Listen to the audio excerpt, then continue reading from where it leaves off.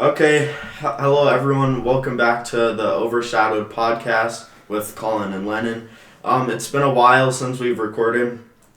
Just due to school stuff, I was away skiing. Yeah, we did do the President's Day too. Oh yeah. But since it's been an official news show, it's been yeah. Of course, there's been no shortage of news. A ton has happened. So let's just hop right into it. Yeah. So we really have 3 blocks today.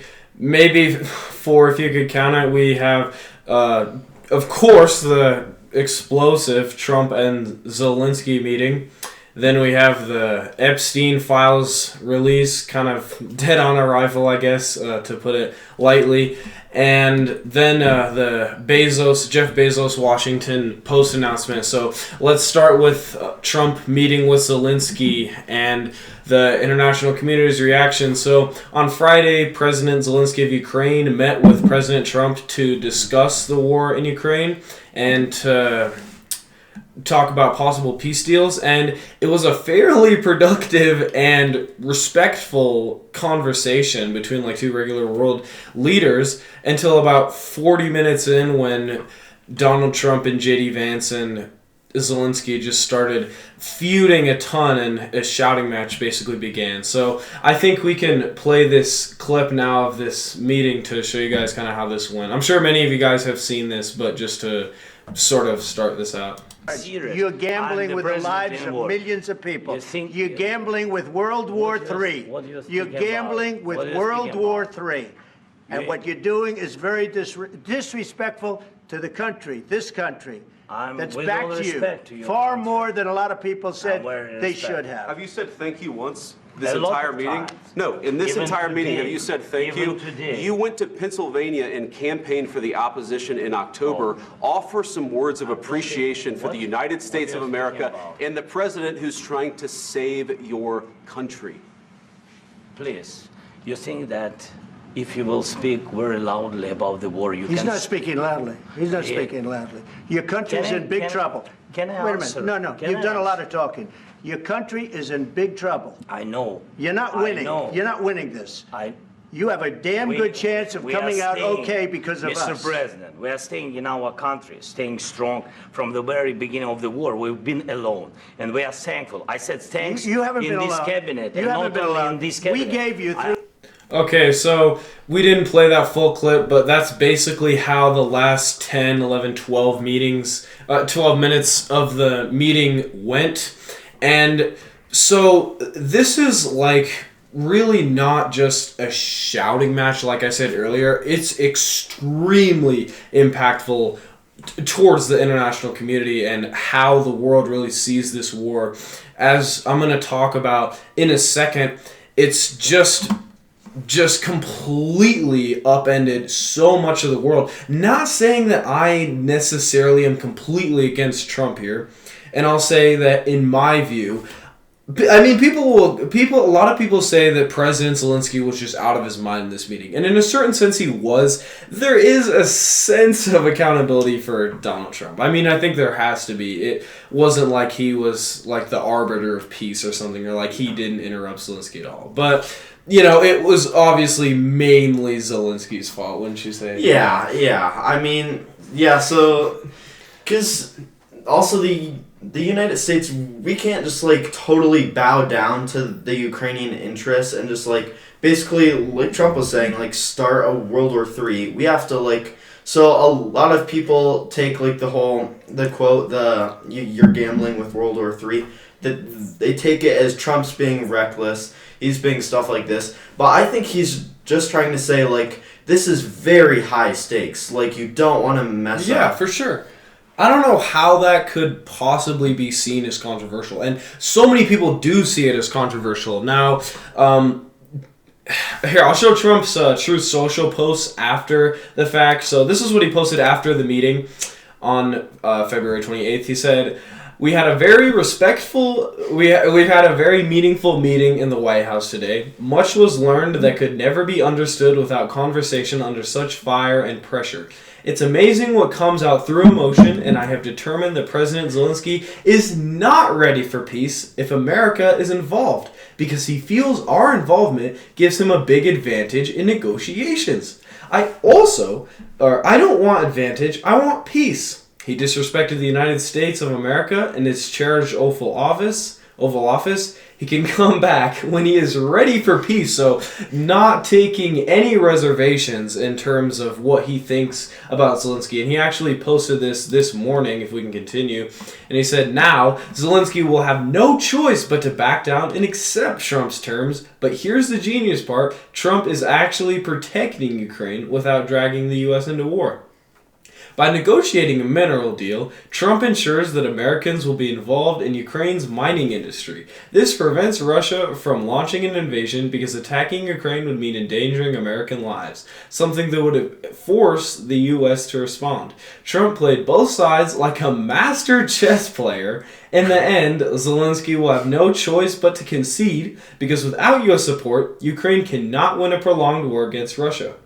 And once U.S. companies have mining operations in Ukraine, Putin will be unable to attack without triggering massive international consequences. Don't underestimate Donald Trump in this game of chess. He's 10 moves ahead of everyone. Oh. So he was obviously citing this guy, Michael McCune. I don't know who the hell that is. But, obviously this master chess player that he's painting himself out to be. Sort of like the self-glaze or whatever you'd want to call it. So, yeah, this is just like...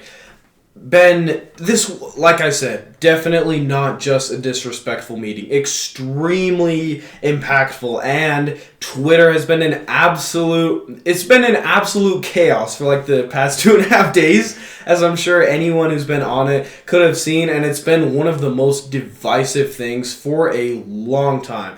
And basically, all the people on the right, you have your libs of TikToks and wokeness like Benny Johnson or whatever, posting about, oh, this is great, Donald Trump stood up to the stupid Ukrainians. Not even saying that I necessarily even disagree with that position as like a liberal. I mean, like, I just don't want Ukrainians to keep dying or Russians to keep dying or World War III to start. And then you have all these people on the left, like Aaron Rupar or whatever, making fun of him and calling him a baby. It's just been an absolute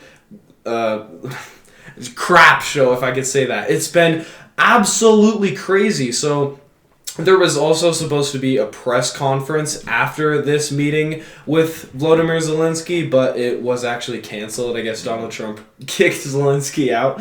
But after this meeting, European leaders have started creating like a coalition of nations to lead the fight for Ukraine without the U.S., mainly by name Keir Starmer. So we can actually show this now. This is a clip of Keir Starmer meeting with all of these various European leaders. And if you were on Twitter in the past few days, you would also definitely have seen Volodymyr Zelensky retweeting all of these people saying that they stand with Ukraine, and him saying, thank you for your support, thank you for your support. Maybe we should have had a graphic for that, but I don't know, we don't. It was really interesting. Like, look at all of these people. I know that, like, the Prime Minister of, I think, Slovenia or Slovakia said that they didn't care, but, whatever. And then there's also this clip of Keir Starmer basically saying that they were ready to put troops on the ground and have planes in the air, so we can also play that now here.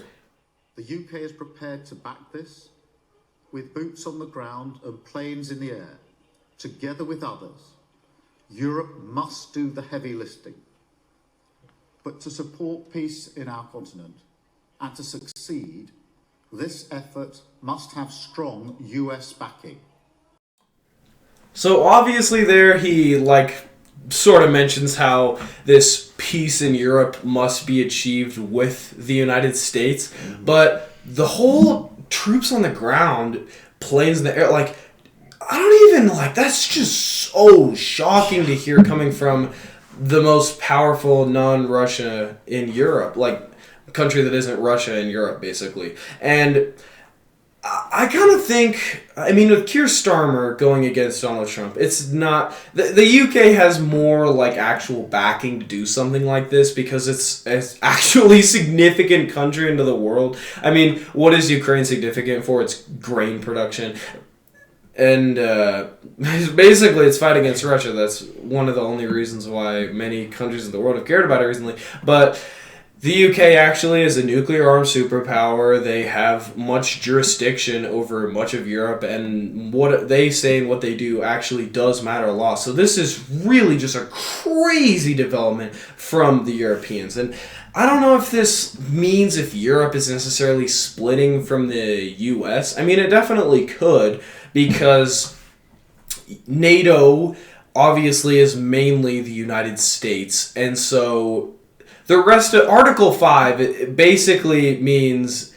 the reason it's significant is because other European nations can have the backing of the U.S. But if they start spending all this money on their military, then maybe the U.S. becomes less and less significant, and then you have China. So, yeah, definitely really shocking. And what would you say about this? Yeah, I mean, I think, of course, Europe is not happy with Trump for doing this because obviously with U.S. support, or with the level of U.S. support, they didn't have to do as much and the U.S. could take the lead. So now I mean, it's tough. Like, what does Ukraine do? Like, Zelensky in the meeting was saying the Ukrainian people don't want a ceasefire. Ukraine doesn't want a ceasefire because Putin has violated those in the past. So, like, I wonder, now Trump was saying that Putin won't violate those under him because Putin the mineral respects deal. him. Yeah, and the mineral deal. I mean, I don't know if that would necessarily, like, 100% stop it, but I think there would need to be, security guarantees, like, the You would support a deal. security guarantee for Ukraine? I mean, I think because, like, what else is stopping Russia from just, like, attacking again? Because this is exactly what they want, to have a year or two to regroup their forces and then attack. I mean, it's like, why did this war even happen in the first place? It's because of the eastward expansion of NATO. Like I've talked with you many times, and the response of NATO to so much of this has just been completely inappropriate as to why the entire war even happened in the first place. In my view, it happened just because Putin saw this Western aggression towards him. And look, I'm not saying that I'm of that perspective. And I mean, what does NATO really mean? It's just like to sell arms, to sell arms and security guarantee. But Putin obviously doesn't see it that way. And what does NATO gain from going eastward and getting all of the Baltics into NATO? You know, what does it gain from, like with what Bill Clinton did, getting all of the Baltics in NATO, getting Sweden, getting Finland into NATO? It's just so moronic. It's like, why do you guys think this war even happened in the first place? Why do you think that Vladimir Putin invaded Georgia twice? Why? Everybody in those regions hates Russia because of what their response has been to what NATO has been doing. So I think that it's sort of like gone now. Finland's already in NATO. But if NATO is to do something like letting Georgia in, which would be it would be the most moronic thing they ever did. Well, whatever. But it would be incredibly stupid. And a security guarantee, I mean, the mineral thing, at least they're being honest about it. I mean, with Iraq, we just went to Iraq, took all their oil, and pretended like we were fighting for freedom there. But, you know, obviously, we kind of weren't. It was just a bunch of rampant narcissism by our friend Paul Wolfowitz. But at least we're being honest about it. I mean, of course, I don't think that we should put freaking resources. And I mean, another part of it is how rare these rare earth minerals, if they're in every single country that the United States is involved in some sort of invasion on. So, you know, I mean, what is to stop them from invading again, sort of letting them integrate into the West? I mean, Putin, the east of Russia is majorly ethnically Russian. And so there is much less resistance to Vladimir Putin inside of those regions. But if Vladimir Putin is to expand more and more westward, especially into, Kyiv, there would be massive rebellions literally everywhere. He would never be able to contain that. It would cause mass instability in every single part of Ukrainian-occupied or Russian-occupied Ukraine. And I just think when you talk about, not you specifically, but just when people talk about, oh, Ukraine doesn't want peace, or the Ukrainian people don't want peace, I just think, I don't care, dude. I do not care in any way at all what the Ukrainian people want, because the United States is the one funding their war, and we are the ones that are having our best friends unite against us because we finally showed even some signs of taking a different stance on it, even though Donald Trump literally in the meeting said that he would give more arms to Ukraine. So just a massive meltdown. And why do you think the Ukraine war even happened in the first place? Would you agree with me? Yeah, I think so. I think, I haven't thought about a whole lot about why it happened. I think, but no matter what happens, I think it is good that the United States is sort of distancing themselves from, the lead supporters of this, because we don't want to obviously overextend ourselves. So, yeah.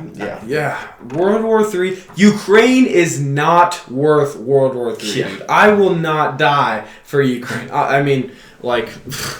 World War III would either be some, infographic show, crazy battle, or just nuclear war. But, either of them, both of them are bad scenarios. We don't want either. Ukraine, I don't care what you guys want, honestly. If you're so strong and you took over the Kursk region, why don't you guys give up what you still have of it and for maybe some part of the Donetsk region back? But, that's just me.